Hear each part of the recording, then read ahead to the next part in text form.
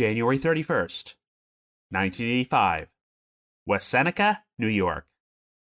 21-year-old Leichia Reilly spends the night hanging out at a nightclub, but she never returns home and vanishes without a trace. Numerous witnesses recall having seen Leichia leave the club during the early morning hours with an off-duty state trooper named Daniel Rose, but he denies this and stops cooperating with the investigation. Even though Rose is soon fired by the New York State Police, and there appear to be some holes in his story, there is no evidence to implicate him in Leichia's disappearance, and no trace of her is ever found. After that, the trail went cold.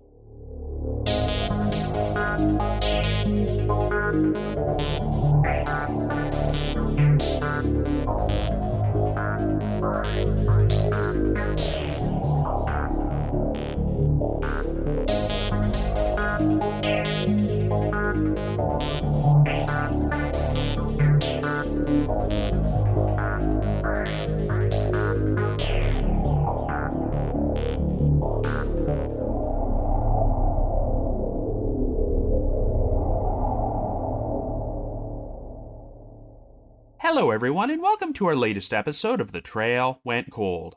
I'm your host Robin Warder, and this week we're going to be exploring a controversial missing persons case, the 1985 disappearance of Leichia Reilly.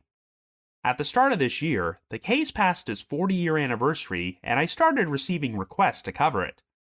I remember first learning about the case when it was covered on an episode of the Trace Evidence podcast a few years ago, so I thought it was about time I tackled it on The Trail Went Cold. Leichia Reilly was a resident of West Seneca, New York, a suburb of Buffalo, who disappeared after spending the evening at a local nightclub/restaurant called Depew. But what's particularly controversial about this case is that numerous witnesses reported seeing her leave with an off-duty New York State trooper named Daniel Rose. While Rose admitted being at the club that night and briefly interacting with Leichia, he maintained that he left with an entirely different woman and denied any knowledge or involvement in Leichia's disappearance. However, since Rose soon hired an attorney and stopped cooperating with the investigation, certain parts of his story were never corroborated, and he was eventually let go by the New York State Police, though they claimed it was for reasons that were unrelated to Leichia's case. The authorities and many people from the community have always had their theories about what happened, but the problem is that even though an extensive investigation has been performed, Leichia's remains have never been found, and there's no evidence that a crime even took place, let alone that Rose did something to harm her, so everything has pretty much remained in a holding pattern for 4 decades. We're going to discuss all the different possibilities on this episode, and once I'm done talking about Leichia's disappearance, I'm going to take a few moments to discuss the disappearance and murder of 18-year-old James Adamski, which occurred during the early morning hours of Halloween in 1982. While I do not believe these two cases are connected, there are some similarities, as James Adamski also went missing after leaving a bar before his body was discovered in a shallow grave nearly 2 months later, and this crime also happened to take place in the Buffalo-Niagara Falls metropolitan area, only a few miles northeast of West Seneca. Anyway, before we get started, just a quick reminder that The Trail Went Cold is a weekly podcast, which is currently available for download on several platforms, including Apple Podcasts, Spotify, Amazon Music, YouTube Music, Podcast Addict, and more. So if you like this podcast, be sure to subscribe to it, and please leave us a rating or review on any of those sites to help spread the word and garner us more exposure. The Trail Went Cold is on Patreon, so if you would like to learn how to support the show, please visit our page at patreon.com/thetrailwentcold. For as little as $1 a month, you can garner access to exclusive rewards, including stickers and thank you cards, early access to episodes, and bonus content, as our Patreon page has over 90 exclusive bonus episodes in our archives, which are not available on a regular feed. So with all that out of the way, let us now start discussing the disappearance of Leichia Reilly.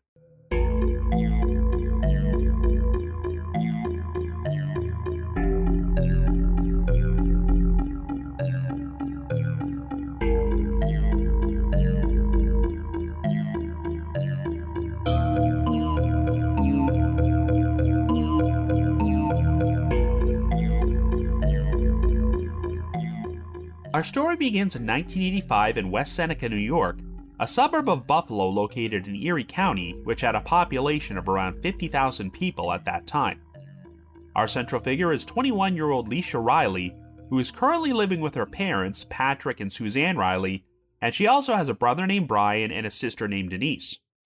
After graduating from the private school, Mount Mercy Academy, in 1982, Leichia spent the next 2.5 years attending Buffalo State College and had a particular passion for writing and art, but by the end of 1984, she had decided to drop out and is now employed as a server at a local pizzeria while she decides what to do next. On the evening of Wednesday, January the 30th, Leichia attended a party at a friend's house before she and one of her female friends left to go to a restaurant/nightclub called the Pierce Arrow, located at the corner of Center Road and Seneca Street. Since the Pierce Arrow was a popular night spot, hundreds of people were in attendance that night, and Leichia spent the time drinking, dancing, and hanging out with the patrons. At some point during the evening, Leisha's friend wanted to go home, but Leichia still wanted to stay for a while, and even though this friend was her ride home, Leichia told her it was okay to leave and said she would get a ride with someone else. Leisha's friend then left the club, but sometime within the next few hours, Leichia would become a missing person. When Leisha's parents woke up the following morning, they discovered that she had not returned home, but they figured that she had just spent the night at a friend's house and were not initially concerned. However, concern grew when Leichia failed to show up for a job interview she had scheduled on Friday, February the 1st, and she made no attempt to contact any of her family or friends, which was very uncharacteristic. Leisha's family were unable to locate her, and when she did not show up for her next scheduled shift at the pizzeria on February the 2nd, her parents finally reported her missing to the West Seneca Police Department. An investigation was launched, and police spoke to a number of witnesses who had been at the Pierce Arrow on the night Leichia went missing.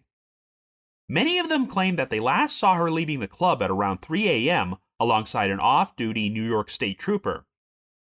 During the original media coverage of this case, the trooper's name was not shared publicly, but years later, it would come out that he was 28-year-old Daniel Rose, a 5-year veteran who was assigned to the state police's Boston substation at that time and lived in the nearby town of Lackawanna. Rose had been at the Pierce Arrow and spent a lot of time drinking and hanging out with his best friend, Rob Riddick, who was a running back for the Buffalo Bills of the National Football League.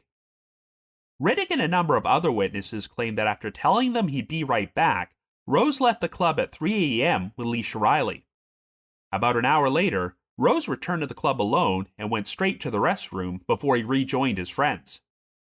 He then left the club with another friend of his named Paul Schwartzmeyer, and they both drove to Rose's apartment in Lackawanna. Schwartzmeyer was planning to spend the night there, but he claimed that shortly after they arrived, Rose said that he had to leave because he was going to, quote-unquote, some girl's house. Schwartzmeyer then went to sleep, and by the time he woke up at around 10 a.m., Rose had returned to the apartment and said that the girl he went to see was not home. Schwartzmeyer also claimed that Rose told him that when he left the Pierce Arrow at 3 a.m., he was with some blonde girl, even though Leichia had brown hair. It also turned out that later that same day, Rose called in sick for his next scheduled shift with the New York State Police. Well, needless to say, since Leisha's disappearance was a big news story in the area, investigators found it perturbing that Rose had not voluntarily come forward and informed his superiors that he had been at the Pierce Arrow and interacted with Leichia on the night she went missing. And if that wasn't enough, 3 years earlier, Rose had also been involved in another questionable incident which took place while he was off duty at a nightclub. In 1982, Rose was working in Wayne County at the state police's Newark substation, and on March the 3rd of that year, he went to the Tom Jones nightclub in the town of Lyons, where he got into an altercation with a 19-year-old patron named Bradford Burnham, who reportedly used obscene language towards him. Even though he was off duty at the time, Rose arrested Burnham on the charges of harassment and resisting arrest and took him to the Lyons police station. According to a pair of officers who were there, Rose took Burnham into a closed interrogation room and told them to disregard any noise they might hear, and it wasn't long before they heard Burnham crying out, quote, "Why are you doing this to me? I didn't do nothing." When the officers entered the room, they discovered Burnham lying on the floor with a bruised left eye and a bloody nose after Rose had knocked him unconscious. 1 month later, the original charges against Burnham were dropped, and a Wayne County grand jury indicted Rose on 2 counts of third-degree assault. Rose went to trial in June of that year and testified that Burnham had attempted to escape the interrogation room, so he shoved him towards a chair, but Burnham accidentally fell to the floor and sustained his injuries. The jury seemed to believe Rose's version of events, as after deliberating for less than 2 hours, they found him not guilty, but Rose would remain under suspension from the state police for 3 months following the trial. In spite of the acquittal, Burnham filed a $190,000 civil lawsuit against Rose for false arrest, and the case would be heard in front of a court of claims judge in December of 1983. While the judge did not believe there was sufficient evidence to prove false arrest, he still awarded Burnham $1,000 in compensatory damages and $35 in special damages to cover his medical expenses after ruling that, quote-unquote, sufficient circumstantial evidence was introduced for the court to infer that an unjustifiable assault did in fact take place. Well, when Rose's name first surfaced in conjunction to the disappearance of Leichia Reilly, the authorities told the press that he was not considered to be a suspect, but they did confirm that he was taken off road duty pending further investigation by the West Seneca Police Department and the New York State Police. Rose was asked to give a formal statement about Leichia's case, but he first hired the services of Harold Boreanaz, who was considered to be one of the top criminal attorneys in the Buffalo area and would be present when Rose was questioned. Rose acknowledged that he spent the evening at the Pierce Arrow drinking and speaking to about 6 to 10 women there, including Leichia, whom he said he met for the first time. However, Rose maintained that his interaction with her was brief and that at around 3 a.m., he went outside to the parking lot with a completely different woman named Kathy instead of Leichia. He said he chatted for about 20 minutes with Kathy before he went back inside the club, but denied having any knowledge of what happened to Leichia. After providing his original statement, Rose stopped speaking to law enforcement and refused to cooperate any further with the investigation, as all further communication would be done through his attorney. The state police would later publicly announce that Rose had been let go from his job as a state trooper, and while they would not publicly disclose the exact reasons, they did confirm that his dismissal was not related to Leichia's case, but rather for what they described as, quote-unquote, job performance reasons. At the end of July, on the 6-month anniversary of Leichia's disappearance, the State Police Bureau of Criminal Investigation told the press that no less than 10 investigators had worked on the case and conducted more than 200 interviews, but even though they had failed to turn up any solid evidence of what happened, they found it likely that Leichia was no longer alive. One of the investigators, Lieutenant Raymond Slade, stated, quote, I don't see her being alive. Her lifestyle was such that she would have notified her parents. If she was out and about at 3 a.m., she would call them. We have absolutely zilch on her. I don't think she's that far away. We just haven't been able to find her. I think she died the night she disappeared. End quote. Slade also confirmed that there was 2 feet of snow on the ground on the night Leichia went missing, and even though West Seneca is located near the shores of Lake Erie, the water was frozen solid during that time period, so it would have been difficult for someone to find an ideal location to dispose of her body.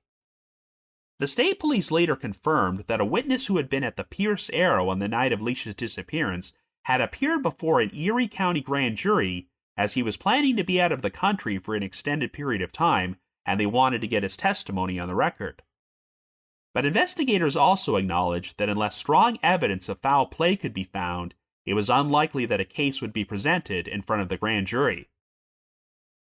The following year, in February of 1986, law enforcement received a tip that Leichia's body had been disposed of in a garbage dumpster near the Pierce Arrow. Since the club's waste was usually dumped at the Chaffee landfill in the nearby town of Sardinia, an extensive search was performed at this location, which lasted over 3 weeks, but it failed to turn up any evidence. Leichia's father, Patrick Reilly, expressed his frustration with the lack of progress in the investigation and the idea that his daughter's killer was still walking around free, stating, quote, an individual would have had to take an innocent 21-year-old woman, kill her, cunningly dispose of her body, and go back to a normal lifestyle. Normal human beings can't do that, but a psychopath could. End quote. A $10,000 reward would be offered by the Reilly family for information leading to the recovery of Leichia's remains and the arrest and conviction of her killer, but this once again failed to lead anywhere. At one point, a poster was distributed which advertised the reward and featured photographs of Leichia alongside Rose, stating that she was quote-unquote last seen with this man. I don't believe that Rose had been publicly named by law enforcement at the time this poster came out, but they never uncovered the identity of the person who created it. Following his dismissal from the state police, Rose entered the construction field and was eventually elected to become the head of the Bricklayers and Allied Craftsworkers Local 3 Union. However, Rose also wound up having a number of brushes with the law, as in April of 1998, he got into a two-car accident in Niagara County while driving under the influence. When sheriff's deputies arrived at the scene, Rose became belligerent and attempted to kick one of the deputies, and he also went so far as to threaten him and his family. Rose was arrested on the charges of DUI and obstructing governmental administration, though he ultimately received a conditional discharge for that. After pleading guilty to the DUI, Rose's driver's license was revoked for 6 months, and he was fined $940 and sentenced to 3 years probation, as well as 16 days on a county work program. But this was not the end of Rose's legal troubles, as he was arrested for DUI on at least 2 more occasions in February of 2006 and July of 2007. Sadly, after spending over 30 years advocating for his missing daughter, Patrick Reilly passed away in July of 2016, but he always believed that his daughter was murdered. Years before his death, Patrick had spent time in the hospital following a health scare, but he told the press that he wasn't afraid of dying at that time and became strangely happy, stating, quote, "I smiled. I thought I might see Leichia again," end quote. 4.5 years after Patrick died, Leichia's mother, Suzanne Reilly, wound up joining him when she passed away in February of 2021. Both of their obituaries referred to their daughter as the quote-unquote late Leichia Reilly. In 2017, the police performed a search of another location after receiving a tip that Leichia's remains were there, but even though it does not appear that anything was found, investigators declined to publicly disclose where they searched in order not to potentially tip off the killer. In January of 2020, the Buffalo News published a 35-year anniversary article about Leichia's disappearance. Daniel Rose declined to comment for the article, and by this point, his attorney was Harold Boreanaz' son, Robert Boreanaz, who spoke on Rose's behalf and continued to insist that his client had nothing to do with what happened to Leichia. Boreanaz attempted to downplay the credibility of the witnesses who claimed they had seen Leichia leaving the Pierce Arrow with Rose, alleging that they might have been mistaken because they had consumed a lot of alcohol that night. However, Rose's former best friend, Rob Riddick, agreed to be interviewed for this article, and he remained convinced that he had seen Rose walking out of the club with Leichia, and this was supported by several other witnesses. When informed that Rose told police he had never left the club with Leichia, Riddick replied, quote, "That's a lie." Riddick also claimed that the police placed him under surveillance and tapped his phone following Leichia's disappearance to see if Rose might share anything incriminating with him, but Riddick said that Rose never told him what happened after he left the club that night. Earlier this past year, the Buffalo-based TV station WGRZ Channel 2 produced a 40th anniversary news segment about Leichia's disappearance, which featured comments from her cousin, Tom McDonald. Tom said that even though there is no statute of limitations on murder, if Leichia's killer had accomplices who helped them cover up the crime and dispose of her body, the statute of limitations on those particular crimes had already expired.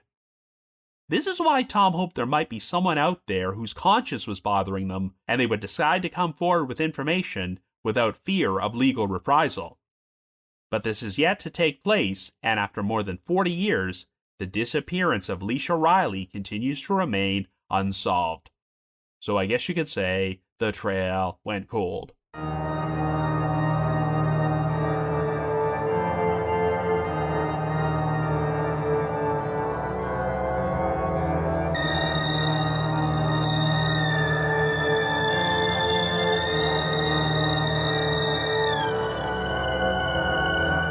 So as you can imagine, there's always controversy surrounding cold cases involving missing and murdered victims whenever a member of law enforcement is suspected of being responsible. One of the most infamous examples of this is a case that I covered all the way back on episode number 5 of this podcast, and that's the disappearance of Felipe Santos and Terrence Williams, two individuals who went missing in Collier County, Florida within 3 months of each other after they were both arrested for traffic violations by the same sheriff's deputy, Steve Calkins.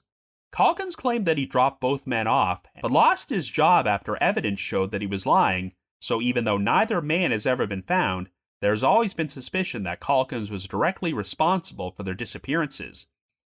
Well, the circumstances surrounding the disappearance of Leichia Reilly are a bit different, because even though she was last seen in the company of New York State Trooper Daniel Rose, he happened to be off duty at the time. To recap, several witnesses reported seeing Leichia leave the Pierce Arrow with Rose at around 3 a.m. before she vanished without a trace.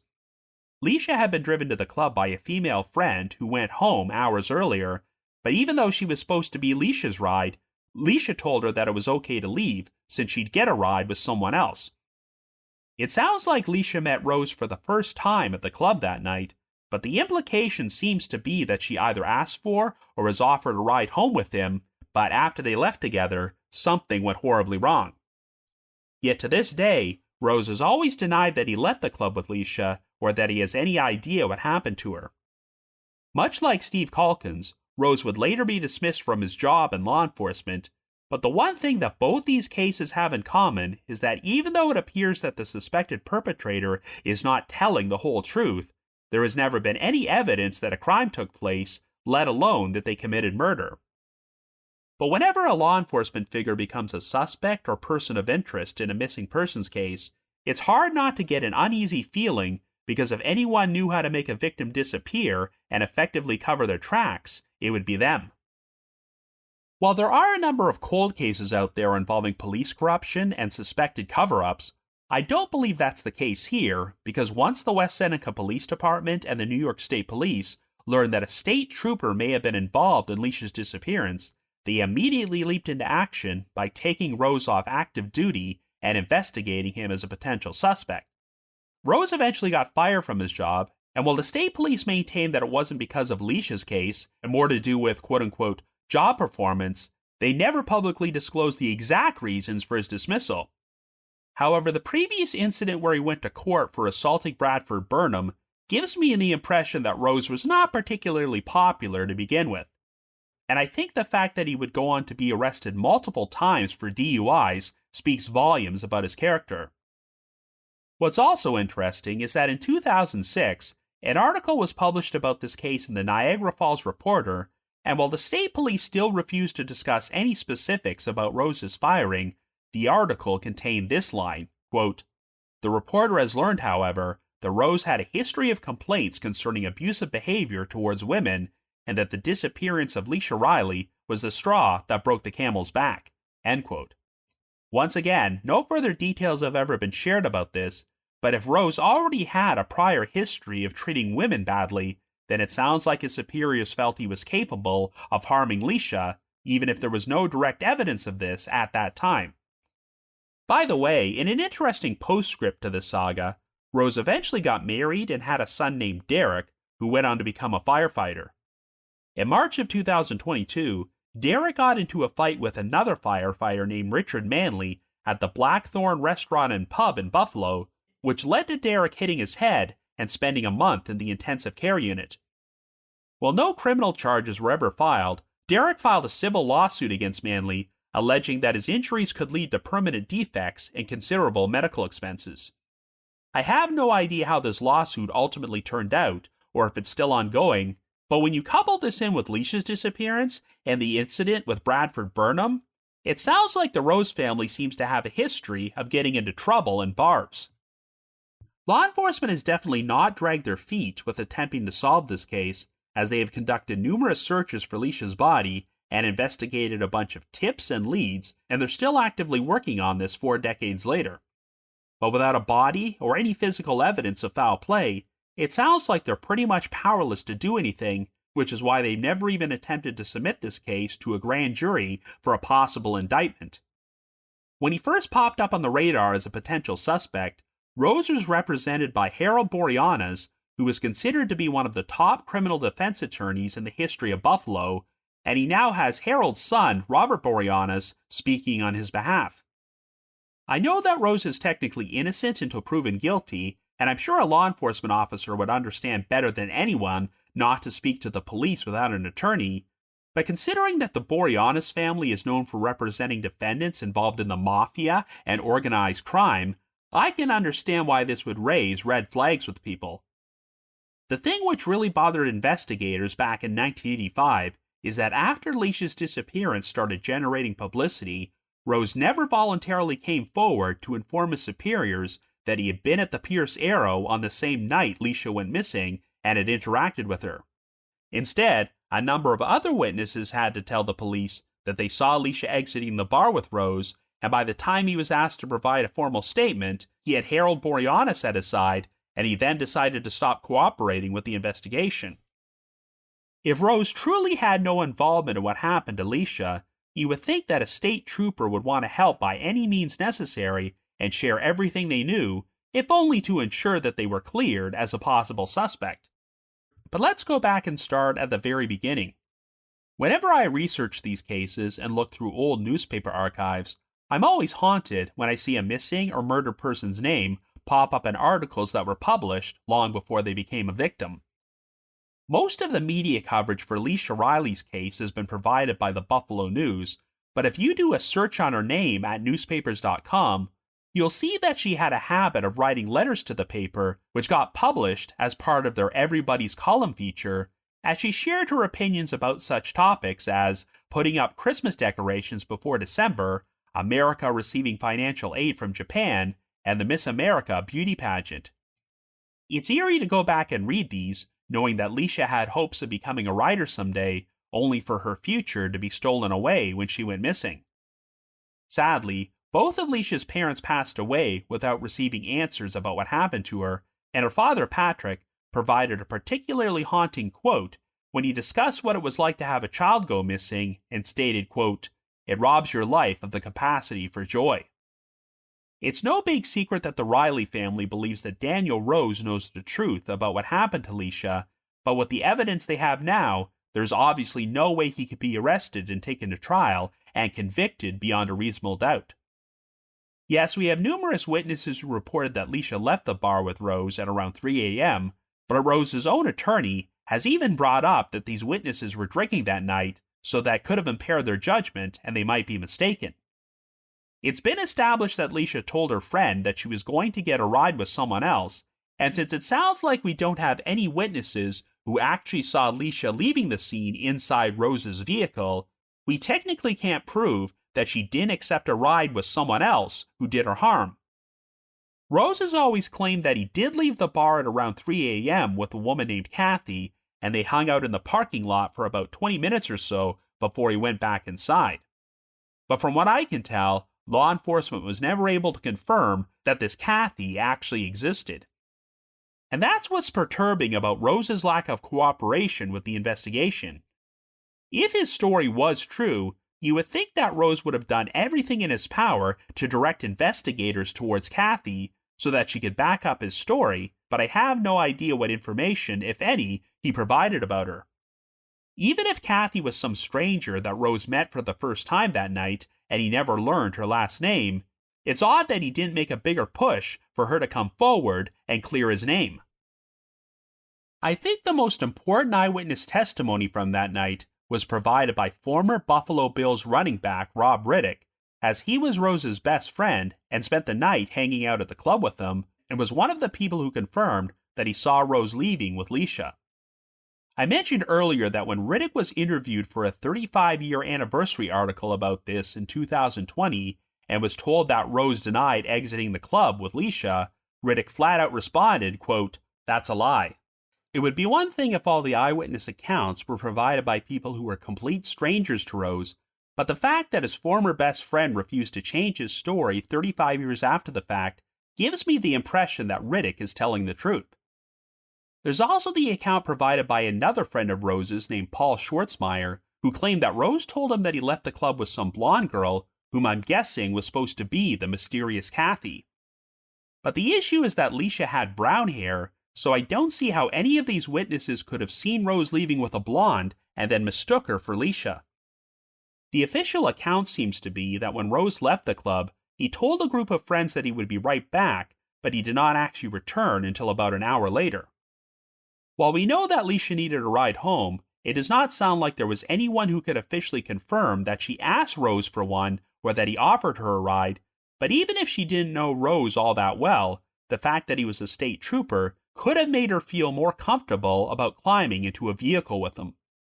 Leichia lived only a few miles from the Pierce Arrow, so it wouldn't have taken Rose all that long to drive her home and back, but if he was responsible for her disappearance, the most prominent theory which has been pushed forward is that this was not an act of premeditated murder, but rather a crime of passion in which Rose may have made sexual advances towards Leichia and things escalated into violence when she turned him down and fought him off.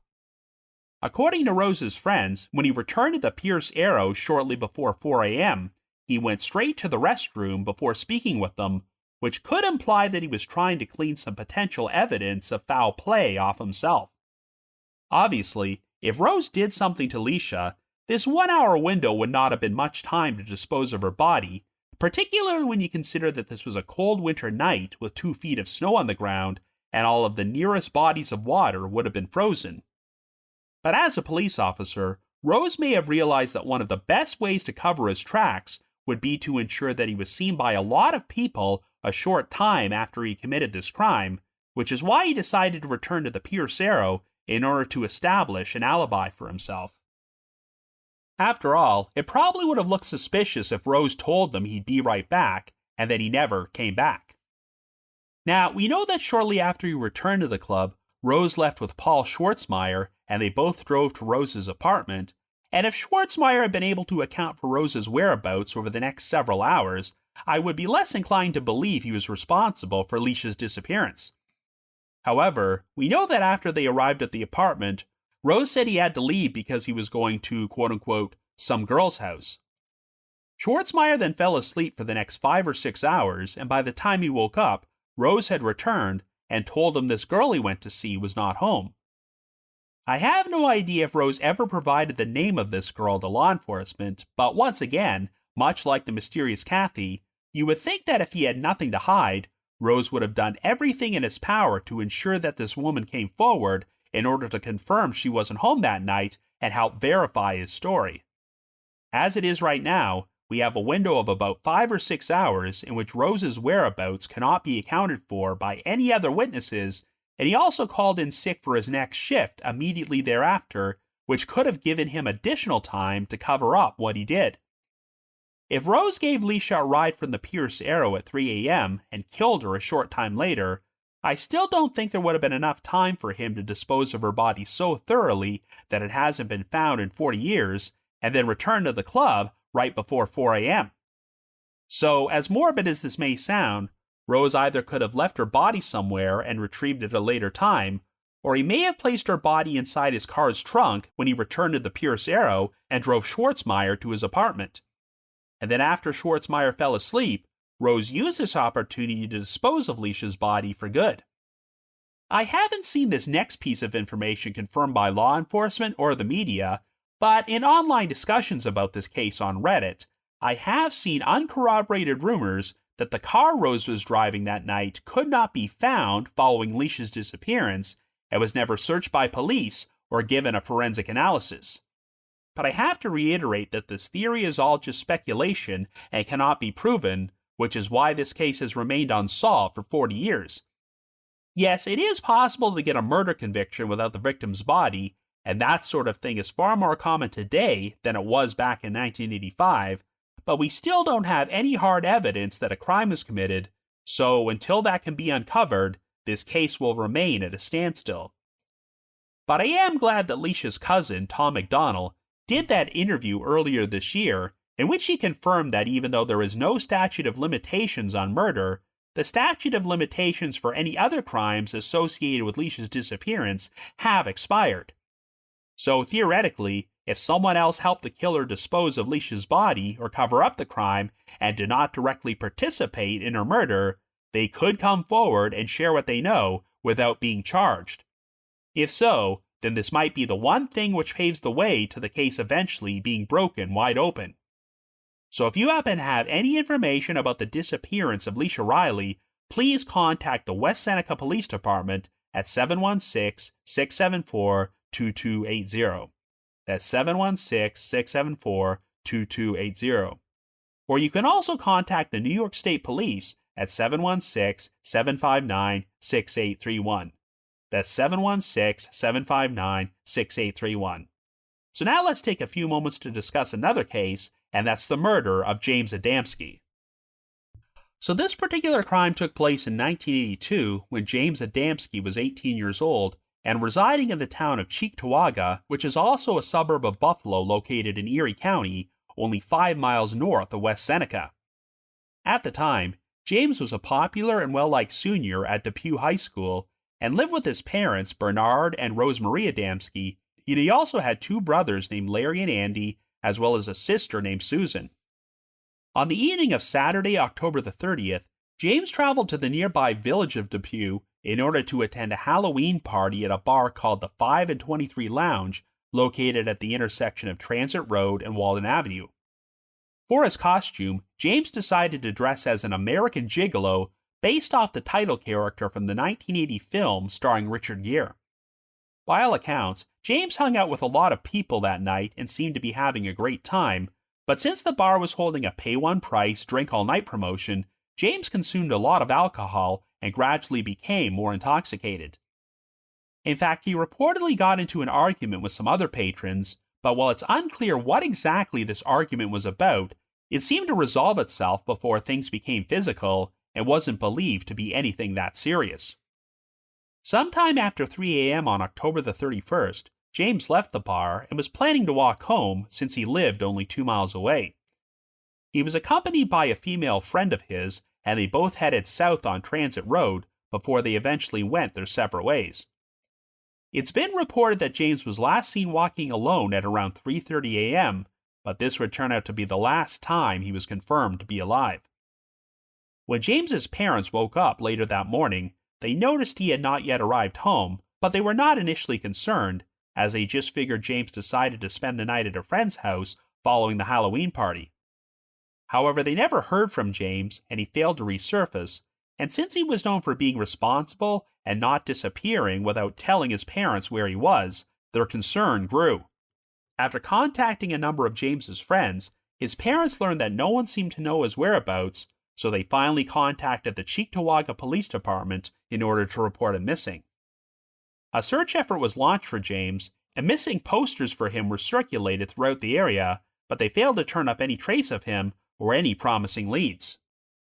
James would remain a missing person for nearly 2 months until the day after Christmas, as at around 5 p.m. on December the 26th, a pair of rabbit hunters were walking through a wooded area off Ransom Road near the village of Lancaster when they wound up stumbling across a mound of twigs and leaves in an old railroad track bed. The hunters soon realized that the twigs and leaves were concealing a makeshift shallow grave containing a decomposed, partially clad body, so they contacted the Lancaster Police Department. Once the body was recovered, dental records positively identified him as James Adamski. Since he was still clad in his American Gigolo Halloween costume, it seemed apparent that James was murdered on the same morning he disappeared after leaving the 5 and 23 Lounge, and his body was buried about 4 or 5 miles east from where he was last seen. An autopsy revealed that James's cause of death was blunt force trauma, as he had considerable damage to his skull and numerous wounds on his forehead after being struck at least a dozen times by a blunt instrument, such as a baseball bat or a 2x4 or a car jack. Unfortunately, the murder weapon was never recovered, and there wasn't much forensic evidence to work with at the scene. The twigs and leaves used to conceal James had likely been broken off some nearby trees, but even though they were analyzed, they contained no fingerprints. Due to the location where James was found, the Lancaster Police Department would have jurisdiction over the investigation, and they interviewed dozens of people who had attended the Halloween party on the night James disappeared. The female friend that James left the bar with was ruled out as a suspect, but no one reported seeing or hearing anything suspicious that morning.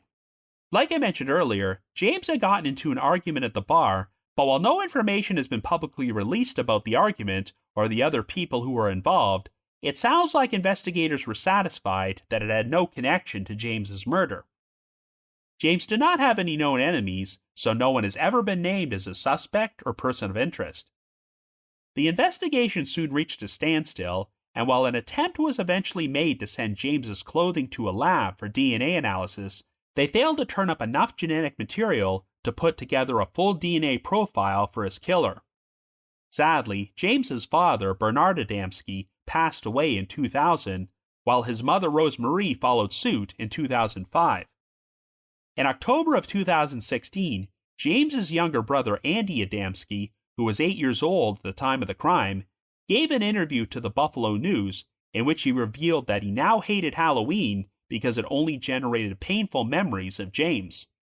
Andy stated, quote, "My last memory of my brother is him in his costume, kissing me on the forehead and saying, 'Have a good time trick-or-treating, kid,'" end quote. It was later announced that an $11,000 reward was being offered for information leading to the arrest and conviction of James's killer, with $10,000 being provided by the Lancaster Police Department and the additional $1,000 being provided by Crime Stoppers Buffalo. In October of 2018, Thomas Fowler, who was Lancaster Police Chief at the time of James's murder, was asked by the press if he had his own feeling about who did it, and he responded, quote, "I do, yeah, but we don't have the evidence. At least we didn't have it during my tenure. I know that the cold case Lancaster detectives are actively working, but I believe they share the same feelings that I have," end quote. But after 43 years, there are still no conclusive answers about who was responsible for the murder of James Adamski. So I guess you could say the trail went cold. So every October, you'll often see James Adamski's murder pop up on numerous lists about unsolved cases which took place on Halloween, and while I've always wanted to cover it on the podcast around that time of year, there's unfortunately just not enough available information for a full episode. I decided to include it as an epilogue to Leichia Reilly's disappearance, not only due to the close geographical proximity of both cases, but because they both involve victims who went missing after leaving a bar at 3 o'clock in the morning. The key difference is that while there is a very promising suspect in Leichia's case, there's not much that can be done without her body, whereas here, we have James's body, but not enough evidence to implicate anyone in the crime. We know that James left the bar with a female friend before they went their separate ways, and since this friend was ruled out as a suspect, James obviously crossed paths with someone else who harmed him while he was in the midst of walking home. One detail about this case I haven't mentioned yet is that after James and his friend parted ways, an officer from the Depew Police Department supposedly stopped and spoke with him, which means he may have been the last known person to see James alive. However, what's odd is that this police officer was only mentioned in one article in the Buffalo News back in January of 1983, but he has not been mentioned in any of the articles published in recent years. That's not to say that this police officer was involved in James's death, but it's yet another unique parallel to Leichia's case, since a law enforcement officer was obviously the last known person to see her alive as well. What's also odd is that James was last seen walking south on Transit Road, as his home in Cheektowaga was located about 2 miles west from Depew, but his body was discovered in a wooded area near Lancaster, a couple miles east in the opposite direction. That indicates to me that James's killer was driving a vehicle that night and pulled over to either offer him a ride or forcibly abduct him, and it's reasonable to assume that they were probably familiar with the secluded wooded area off Ransom Road if they decided to conceal his body there in a shallow grave. Now, while no one has been named as a suspect or person of interest, I just shared that cryptic comment from former Lancaster Police Chief Thomas Fowler, who said that he has his own feeling about who killed James, which was likely shared by the current lead detectives, but they obviously don't want to go public with their suspicions without stronger evidence. But given that this crime took place around a series of small villages, I'm sure there's always been a lot of rumors and gossip about who did this. In online discussions about this case, one theory I've seen pushed forward is that James could have been the victim of a random hit and run, and the person who struck him decided to cover up their crime by concealing James's body in the woods. Well, I've never actually seen the police address this theory, and I have a feeling they've probably discounted it, as it sounds like the only injuries James had were on his head, which is more consistent with him being repeatedly struck with a blunt instrument. If he had been fatally struck by a vehicle, I'm sure there would have been more injuries on the lower half of his body. It's also never been reported that James was sexually assaulted, but it is interesting that some of the earliest articles about the discovery of his body described him as being partially clad.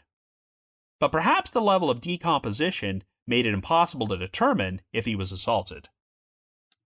However, while it's certainly possible that James crossed paths with a complete stranger while he was walking home and was in the wrong place at the wrong time, it really seems more likely to me that James was killed by someone he knew and the crime was personal in nature. It is a bit frustrating that we don't have any more information about the argument James got into at the 5 and 23 lounge that night, only that investigators seem convinced that it had nothing to do with his murder. Since no physical altercation took place, I'll trust their judgment that this argument wasn't serious enough to escalate into murder, though people can hold petty grudges over stupid things when they're drunk. After all, the bar was holding a pay one price, drink all night promotion, so I'm sure people were probably more intoxicated than usual that night, including James. Even if the people involved in the argument had nothing to do with James's murder, I have a feeling that the killer or killers were at the bar that night, and for reasons known only to them, they decided to follow James after he left and attacked him after he parted ways with his female friend. James was described as a guy who did not have any known enemies, so I have no idea what the motive could have been, but since Thomas Fowler has said that he has his own personal feeling about who did it, I'm sure law enforcement has a lot more information than we do. Since there does not appear to be much forensic evidence to work with, this is yet another case which might only get solved if the right person comes forward. So if you happen to have any information about the murder of James Adamski, please contact the Lancaster Police Department at 716-683-2800. That's 716-683-2800. But if you just have your own thoughts about what happened in either of these cases, feel free to leave me a comment or send me an email to robin.warder@icloud.com. That's robin.warder@icloud.com. Now, the reminder that The Trail Went Cold is on Patreon, so please visit patreon.com/thetrailwentcold to learn how you can support our podcast and become eligible for some pretty neat rewards. Over the past 7.5 years, our Patreon page has released over 90 exclusive bonus episodes, which are all currently available on our archives for our patrons in tiers 2 and 3. This past month, I released a bonus episode about a story from Unsolved Mysteries about a mysterious figure who was supposedly responsible for starting a series of fires in Washington state and causing the death of a firefighter, the King of Arsonists. I've also dropped an exclusive bonus episode from my spin-off podcast, The Path Went Chilly, in which myself and one of my co-hosts, Jules, discuss the 1984 murder of Mark Rosinger. And for our patrons in Tier 3, I've recorded another new audio commentary track which can be played over a classic episode of Unsolved Mysteries, and we now have over 80 of these commentary tracks in our archives. I'd also like to give a shout out to our most recent listeners who have signed up with us on Patreon this week, and they are Jacob B. and Alfonso Xavier U.M. Thank you all so much for your support. I just want to give another shout out to my supporters at the Unsolved Mysteries message board at the Sitcoms Online forum and the Unresolved Mysteries subreddit. I need to provide a big thanks to Miguel Foote, who edits and assembles this podcast together for me, and Vince Nitro, who composes the eerie music you hear on every episode. If you haven't already, you can like us on Facebook, follow us on Twitter and Instagram, or leave us a rating or review on Apple Podcasts, Spotify, Amazon Music, YouTube Music, Podcast Addict, whatever your favorite podcasting platform is. So have yourselves a great week, and be sure to join us next Wednesday for another brand new episode of The Trail Went Cold. Thank you.